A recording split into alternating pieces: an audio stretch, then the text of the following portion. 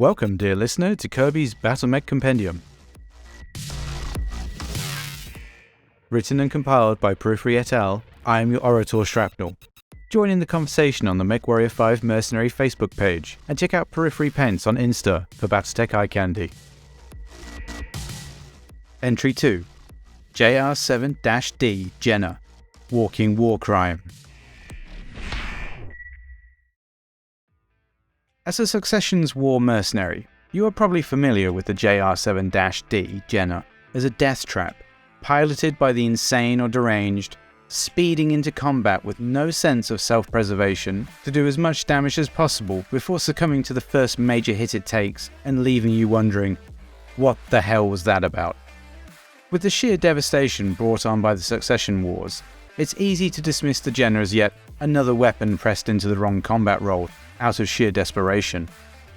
While that's not entirely inaccurate, it's also important to recognise that the Jenna was specifically intended to be and used as one of the most nefarious, arguably evil battlemechs to ever set foot on the battlefield. It all began with Luthien Armor Works on a world deep in the heartland of everyone's favourite pseudo-samurais in space with terroristic tendencies, the Draconis Combine. Luthien Armor Works was originally founded as New Samarkand Armor Works in 2461 by the then coordinator of the Draconis Combine at the time, Kozo van Roors. The explicit purpose of creating New Samarkand Armor Works, later renamed Luthien Armor Works, was to create the Draconis Combine's first battlemech. Kozo van Roors assigned his elite troops to perpetually keep tabs on Luthien Armor Works, essentially turning them into a Draconis-run state weapons manufacturer for all time. Since then, the only purpose that Luthien Armor Works serves is to create and mass manufacture whatever weapons the Draconis Combine demands, without any regard to silly things like moral ramifications or humanitarian concerns. The next step to understanding the Jenna is to understand the Draconis Combine itself, the puppet masters pulling the strings at Luthien. Let's just say, the jokes about insanely bloodthirsty wannabe space samurais isn't really all that far from the truth, and honestly, probably a little bit generous to their character. The Draconis Combine refers to itself as the Dragon, and bases its culture on traditional Japanese customs, with a pervasive class system dominated by the military and its vengeful Bushido-driven warriors.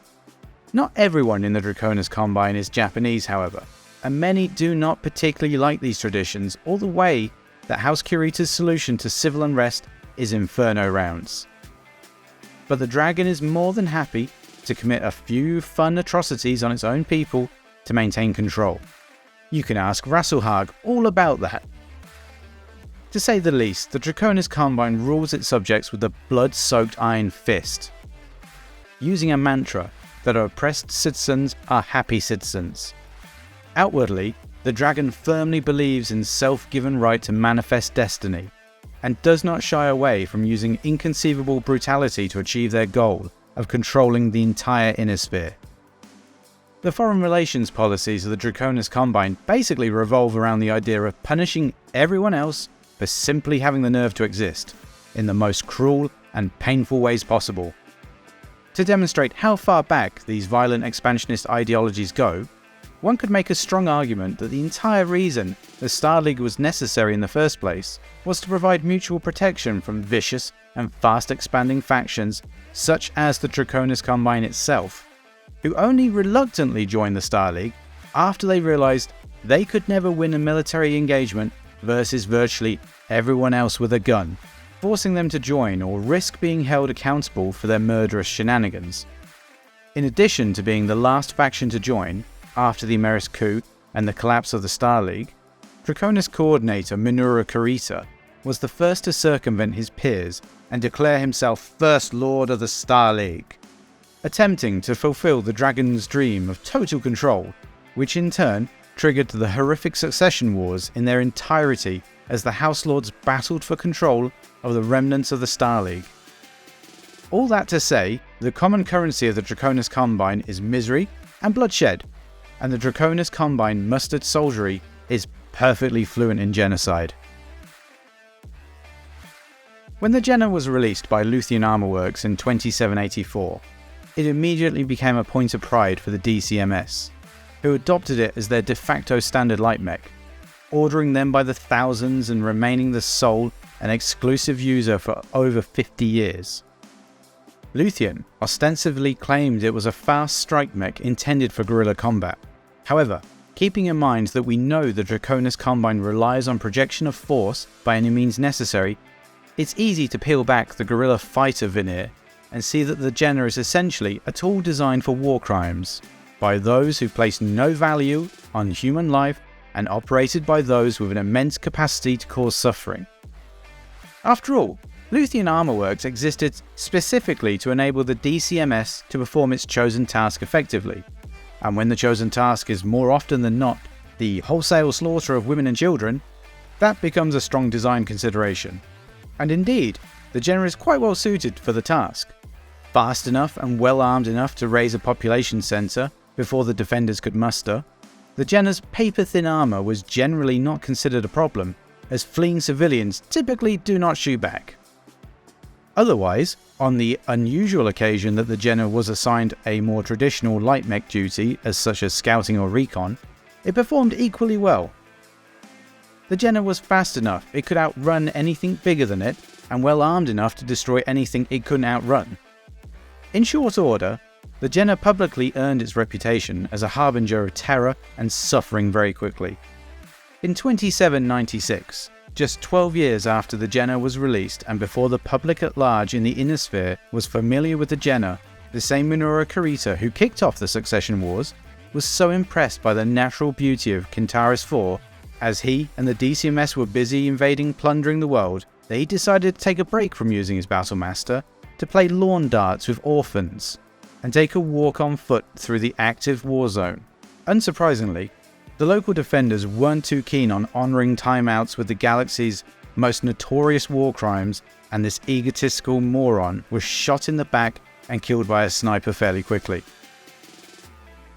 The DCMS decided that a sensible and appropriate reaction to this was to kill every man, woman and child on the planet and leave them to rot in the sun, massacring 52 million civilians in just 157 days. The Dragon's retaliation was so brutal that at one point, the new coordinator of the Combine personally ordered that no modern weapons be used, instead requiring his troops to behead civilians with traditional katanas and bladed weapons. Eventually, over 90% of the population of Kentares 4 was killed, with even Comstar personnel and facilities facing the wrath of the Dragon. As the common light mech in the DCMS arsenal, the majority of the heavy lifting of this massacre was conducted by Jennas, starting uncontrollable firestorms in urban centres with Inferno SRM rounds, and vaporising innocents with the full power of medium lasers.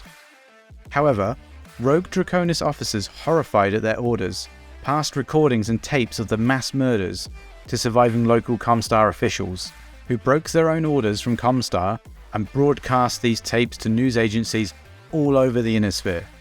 For 157 days, horrified people around the galaxy watched as Kuritan mech warriors, mostly piloting Jennas, slaughtered unarmed civilians at a rate of 320,000 plus per day.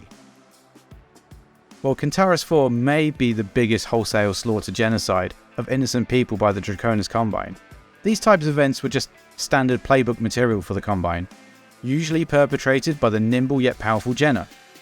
To give an example of the alarming frequency of these genocides, shortly after the mercenary group, the Eridani Light Horse, attempted to break contract with the Draconis Combine in protest of the Kentares 4 massacre, the Draconis Combine responded by giving the Eridani a massacre of their own, killing all of the dependents and non-combatants related to the Eridani Light Horse based on Sendai.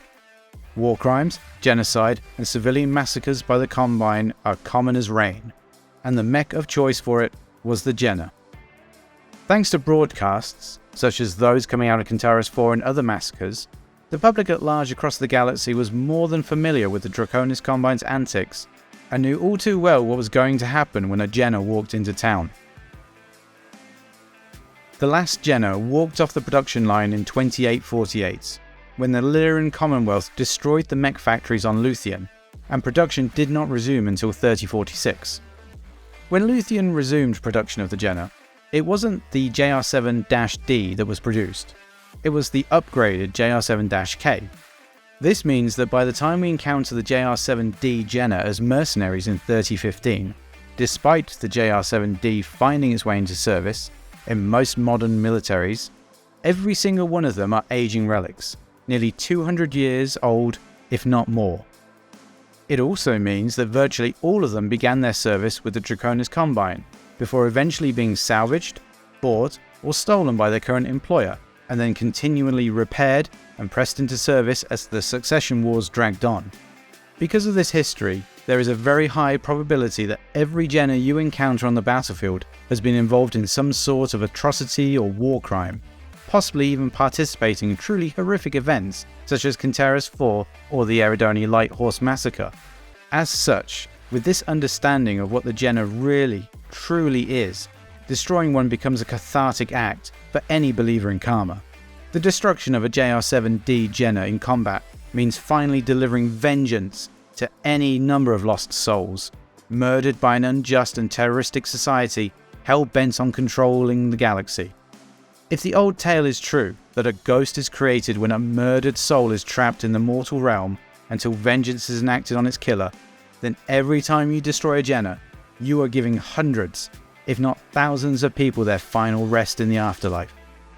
To say the least, if you are a believer in the supernatural, you may want to avoid salvaging and assigning a pilot to the JR7-D you find in the field. Well folks, that's all we have time for now. Remember, if there is a mech you would like us to look into, drop a comment below. If you want to hear new videos as they are released, please subscribe and hit that bell icon. Don't forget to visit Periphery Paint on Insta to check out his latest projects, and stay tuned for the next episode of Kirby's Battlemech Compendium.